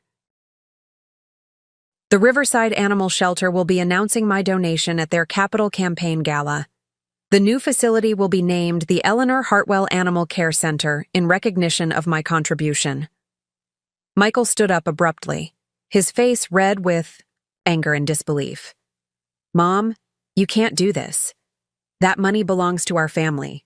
You're destroying our future because you're angry about one conversation.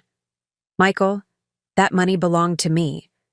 And I've decided to use it to help creatures who actually need it, rather than enable adults who think they're entitled to money they didn't earn. Stephanie was crying now, though whether from genuine emotion or calculated manipulation was impossible to determine. Eleanor, please reconsider. We're trying to build a life together, and we need help getting established. You're the only family Michael has. Stephanie, you're both adults with college educations and professional careers. If you need help getting established financially, you might consider living within your means instead of demanding that other people fund your lifestyle choices. Michael paced across my small living room, his hands clenched into fists. This is insane. You're giving away a fortune to help animals while your own son struggles with debt and financial pressure. You're struggling with debt because you've chosen to live beyond your means. I'm not responsible for your financial choices, and I'm not obligated to rescue you from the consequences of those choices. The conversation continued for another hour, with Michael and Stephanie alternating between anger, pleading, and attempts at emotional manipulation. They accused me of being selfish, vindictive, and mentally incompetent. They suggested that I was being manipulated by the charity, that I didn't understand the legal implications of my decision, that I would regret my choice when I was older and needed medical care. But their arguments only confirmed that I'd made the right decision. They weren't concerned about my well-being or my financial security. They were angry that money they'd assumed would be theirs was now committed to helping animals instead. As they prepared to leave, Michael turned back with an expression that combined desperation and something that might have been genuine grief. "Mom, I know I said some things Saturday that hurt your feelings. I was stressed about money, and I didn't express myself well. But you're my mother, and I love you. Please don't let one bad conversation destroy our relationship." Michael, our relationship was damaged when you and Stephanie decided that my value as a person was less important than my value as a source of money. I'm not destroying anything. I'm just protecting myself from further exploitation. After they left, I sat in my quiet house and felt something I hadn't experienced in years: complete peace with my own decisions. For the first time since Michael's marriage. I wasn't wondering whether I should give him money, whether I was being generous enough, whether I was failing him as a mother by maintaining financial boundaries. The money was gone, legally committed to helping animals and completely protected from family pressure.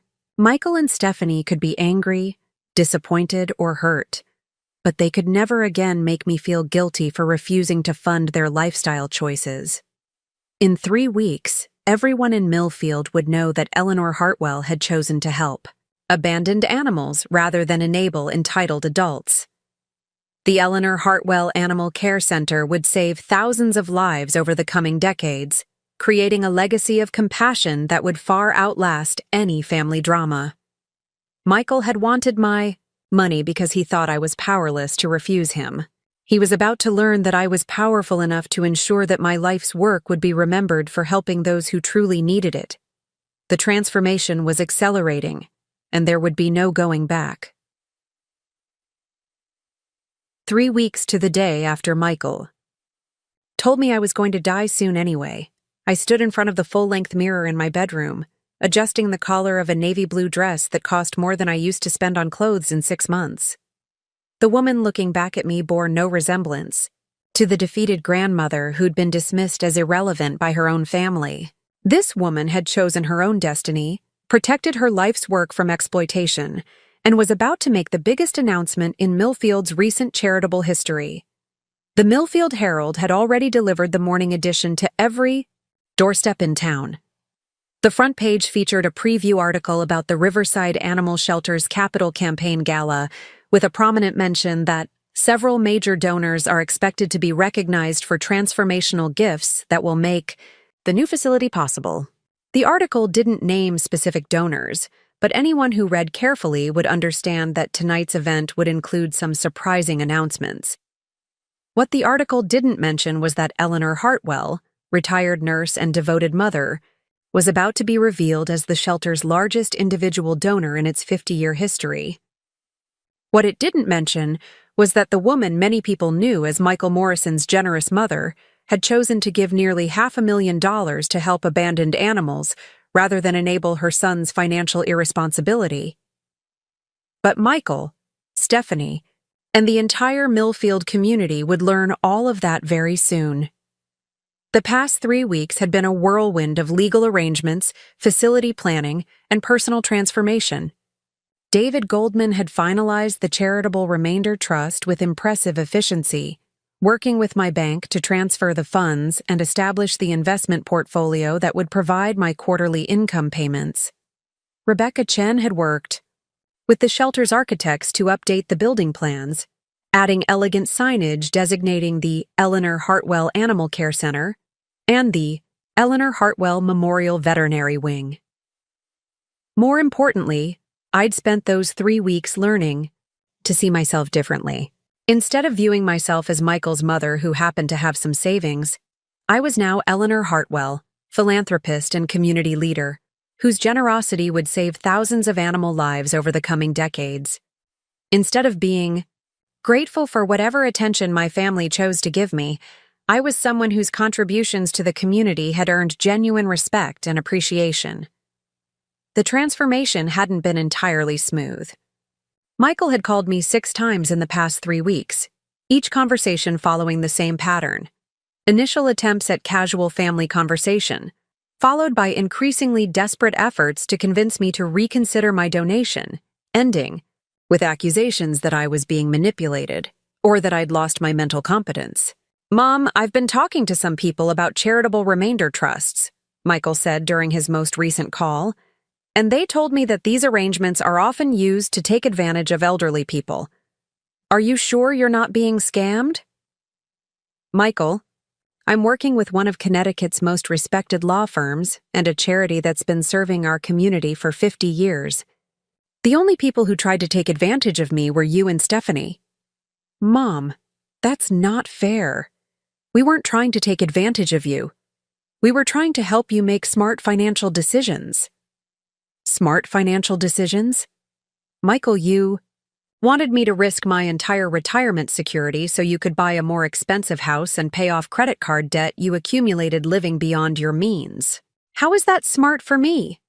Stephanie had tried a different approach, stopping by my house unannounced twice in the past 3 weeks with what she claimed were peace offerings: expensive flowers, gourmet coffee, a bottle of wine that probably cost more than my weekly grocery budget.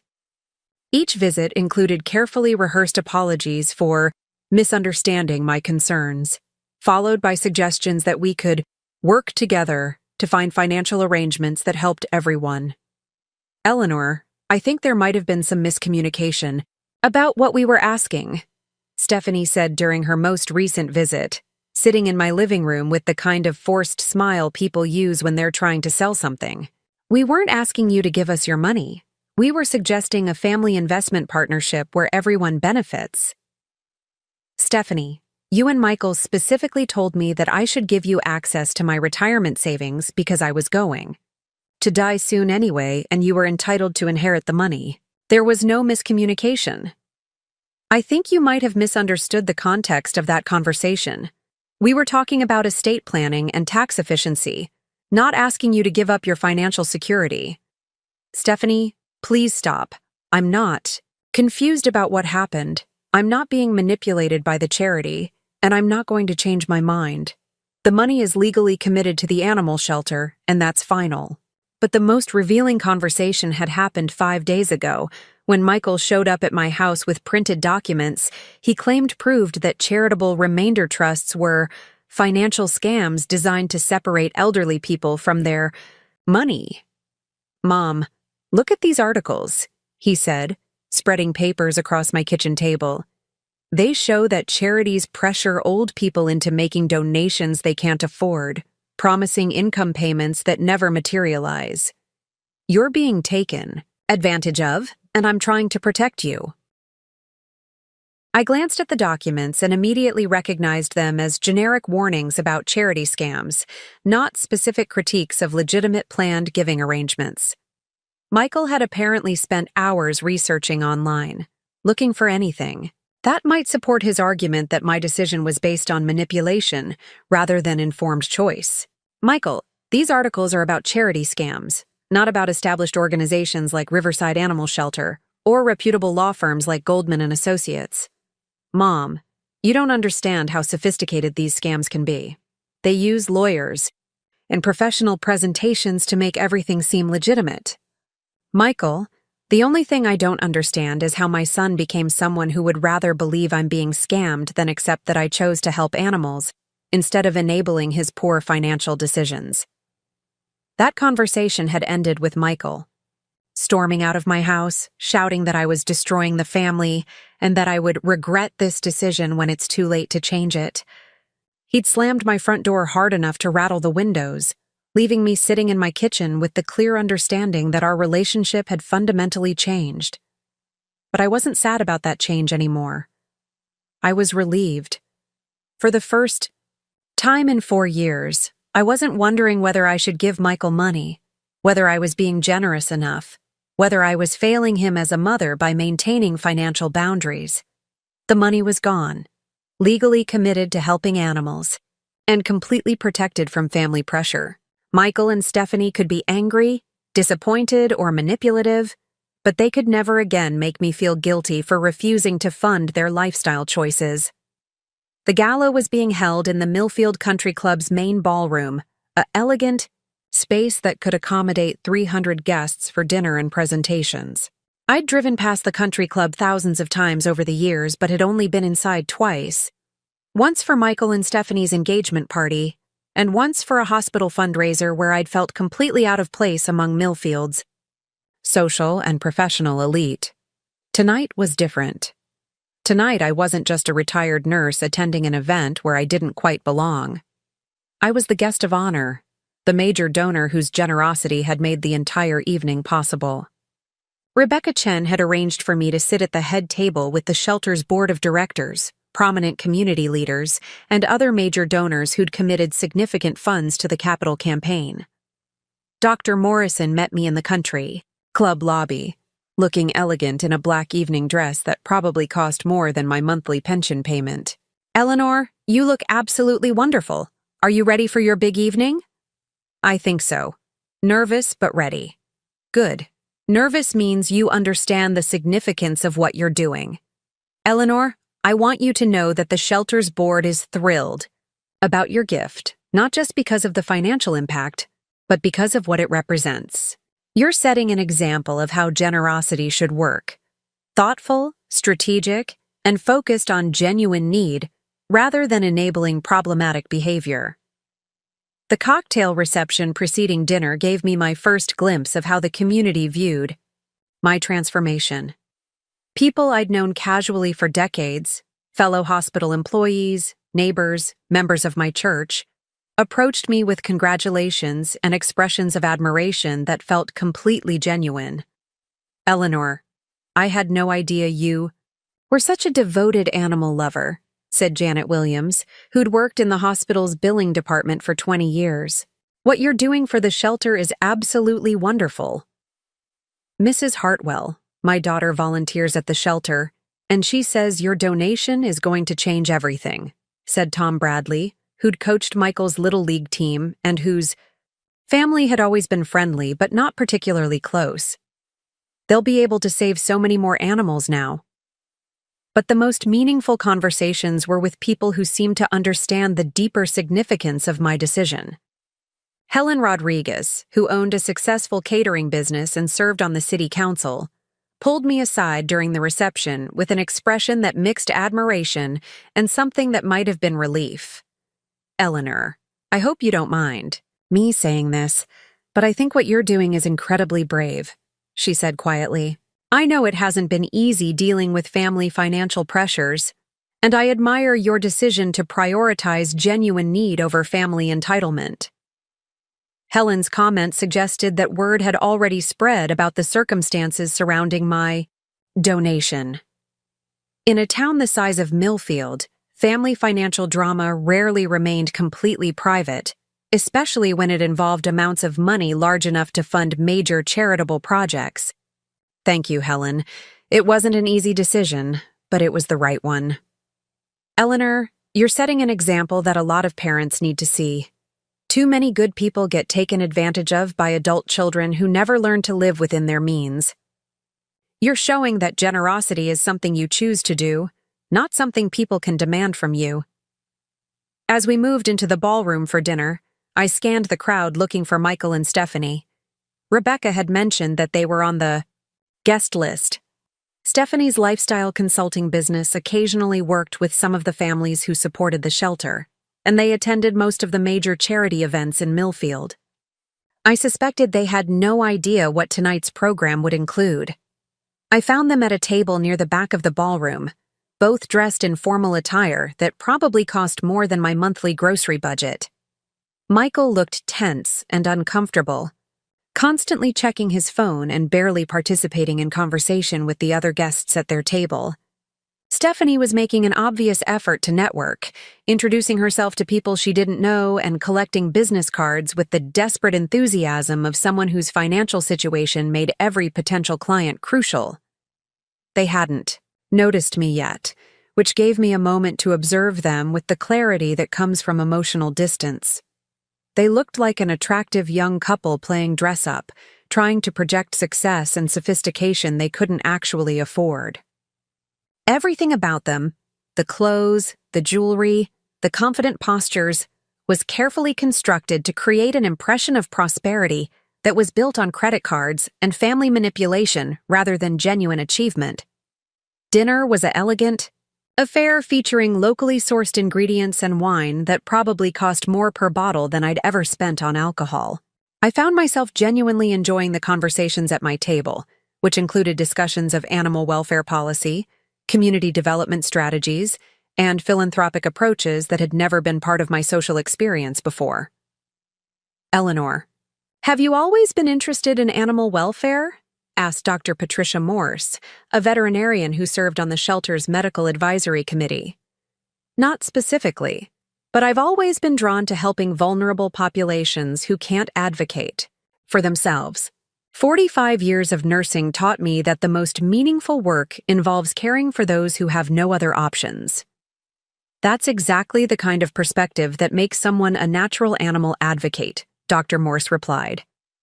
Animals in shelters are completely dependent on human compassion for their survival. Your background in healthcare makes you understand the value of providing care to those who need it most.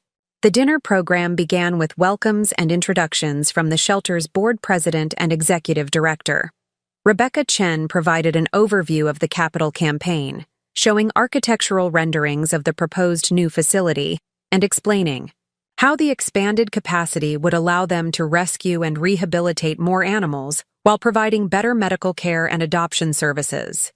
Tonight, we're thrilled to announce that our capital campaign has reached a major milestone, Rebecca said, her voice carrying across the ballroom with obvious excitement. Thanks to the extraordinary generosity of several donors, we're now within reach of our fundraising goal, which means we can break ground on the new facility this summer. She clicked to a slide showing the campaign thermometer, which indicated that they'd raised $2.1 million of their $2.8 million goal. A murmur of appreciation rippled through the audience. This was more progress than most people had expected. We're particularly excited to recognize several donors whose transformational gifts have made this progress possible, Rebecca continued. These individuals and families have committed not just significant financial resources, but also their belief in our mission and their faith in our ability to expand our impact in the community. My heart started beating faster as I realized that my moment was approaching. Across the ballroom, I could see Michael and Stephanie paying attention to the program for the first time all evening, probably wondering if they knew any of the major donors who would be recognized.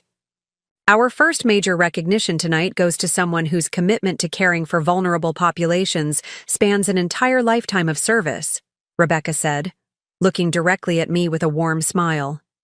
Eleanor Hartwell spent 45 years as a registered nurse at Mercy General Hospital, providing compassionate care to thousands of patients and families during their most difficult moments.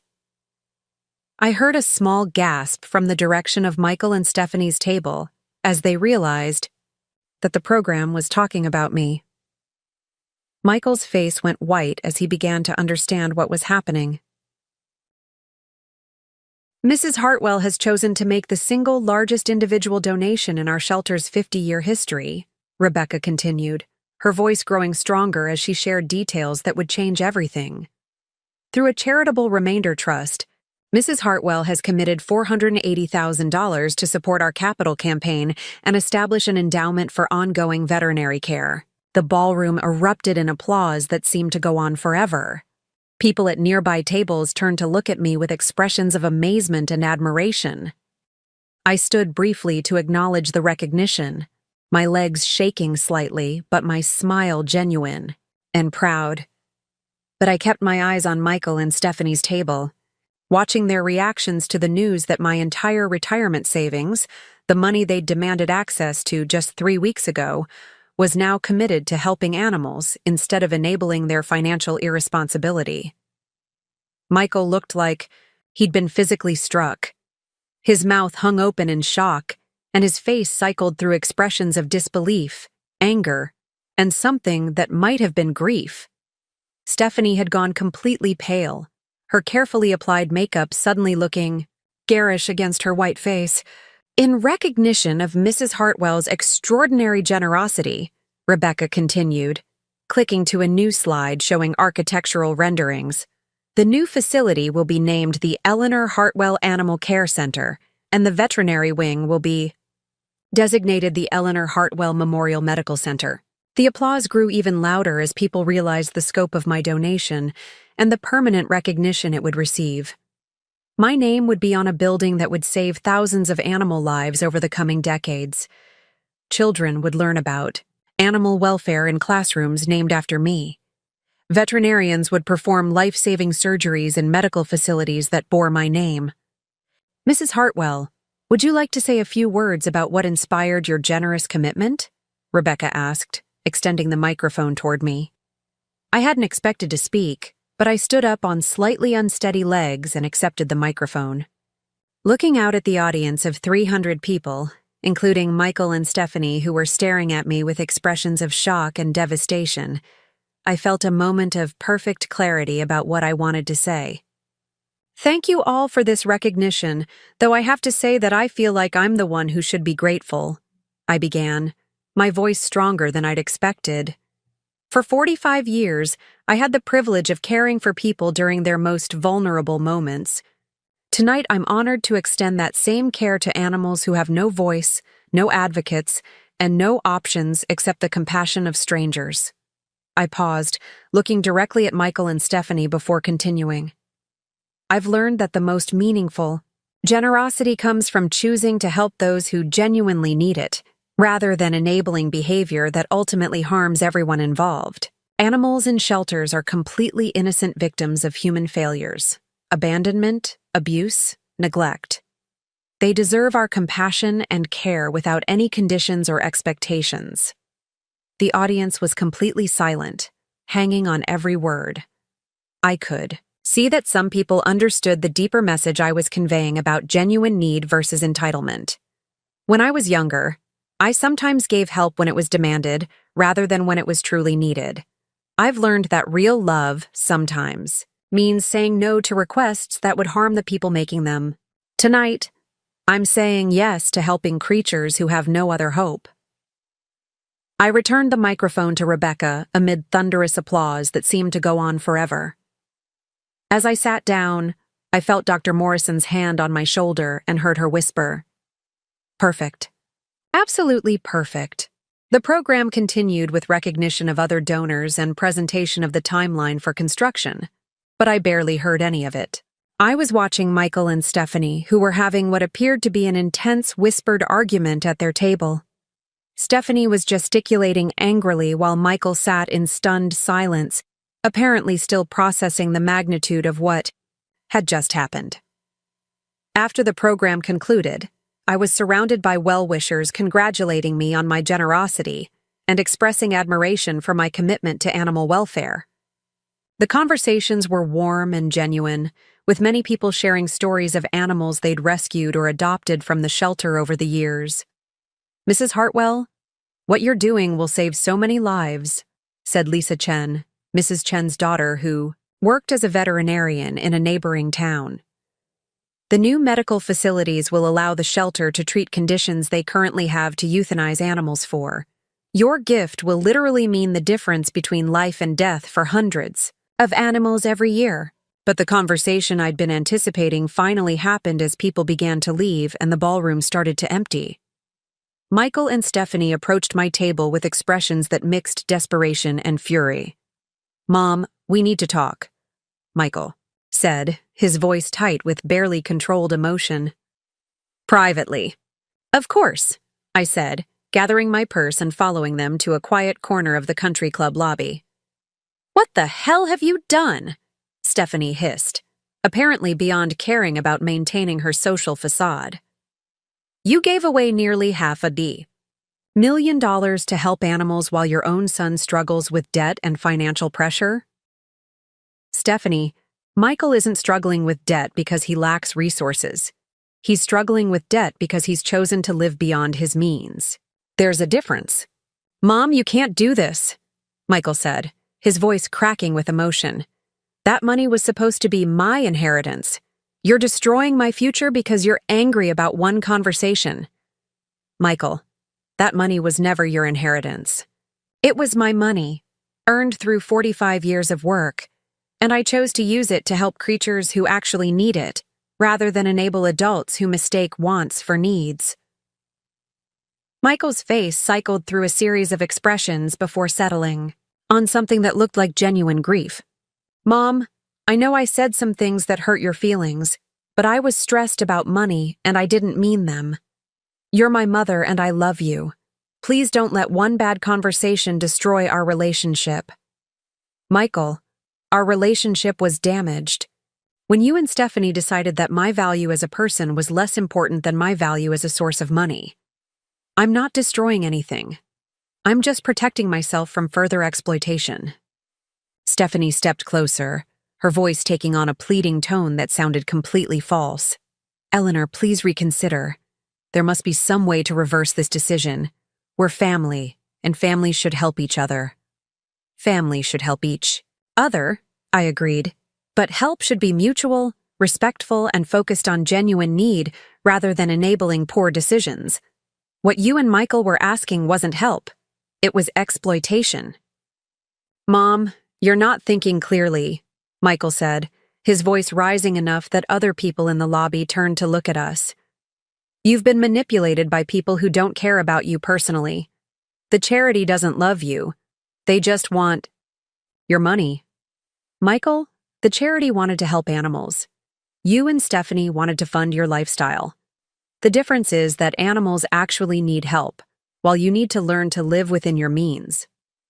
The conversation continued for another 20 minutes, with Michael and Stephanie alternating between anger, pleading, and attempts at emotional manipulation. They accused me of being vindictive, mentally incompetent, and selfish. They suggested that I was destroying family relationships out of spite, that I didn't understand the financial implications of my decision, that I would regret my choice when I was older and needed their support. But their arguments only confirmed that I'd made the right decision. They weren't concerned about my well-being or my values. They were angry that money they'd assumed would be theirs was now committed to helping animals instead. Mom, please, Michael said finally, his voice breaking completely. I'm your son. Doesn't that mean anything to you? Michael, you'll always be my son and I'll always love you. But being my son doesn't entitle you to my money, especially when you've made it clear that you see me as a resource to be exploited rather than a person to be respected. As they prepared to leave, Stephanie turned back with an expression that combined rage and something that might have been genuine desperation. Eleanor, you've made the biggest mistake of your life. You'll be alone and forgotten while your money goes to help animals that won't even remember your name. Stephanie, I'd rather be remembered for helping innocent creatures than for enabling entitled adults. And I won't be forgotten. My name will be on a building that saves lives for decades to come. After they left, I stood in the country club lobby for a few minutes, processing what had just happened. The confrontation had been painful but necessary, and it had confirmed that my relationship with Michael and Stephanie would never return to what it had been before their financial demands. But I wasn't sad about that anymore. I was relieved and surprisingly hopeful. Dr. Morrison found me in the lobby and walked me to my car, both of us quiet as we processed the evening's events. Eleanor, how do you feel? She asked as we reached my Honda Civic, which looked modest, but dignified among the BMWs and Mercedes in the country club parking lot. I feel proud, I said, surprising myself with the certainty in my voice. For the first time in years, I feel proud of my choices and confident about my priorities. Good. You should feel proud. What you did tonight was remarkable. Not just the financial gift, but the courage to prioritize genuine need over family manipulation. Dr. Morrison paused, looking at me with an expression that mixed satisfaction and something that might have been maternal pride. Eleanor, you've taught Michael and Stephanie something they desperately needed to learn. That love and respect can't be demanded, they have to be earned. And you've shown the entire community what real generosity looks like.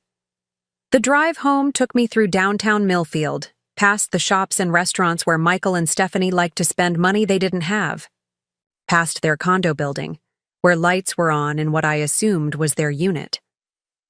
I wondered what they were saying to each other, how they were processing the loss of money they'd already mentally spent, how they would explain to their friends and colleagues that Michael's mother had chosen to help animals rather than enable their financial irresponsibility. But mostly, I felt a deep sense of peace that I hadn't experienced in years. For the first time since Michael's marriage, I wasn't wondering whether I should give him money, whether I was being generous enough, whether I was failing him as a mother by maintaining financial boundaries. The money was gone, legally committed to helping animals and completely protected from family pressure. Michael and Stephanie could be angry, disappointed, or hurt, but they could never again make me feel guilty for refusing to fund their lifestyle choices.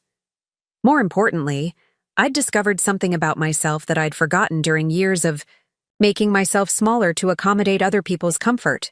I was Eleanor Hartwell, a woman who'd worked 45 years caring for others, who'd raised a son alone while building financial security through careful planning and disciplined saving, who'd chosen to use her life's work to help vulnerable creatures rather than enable entitled adults.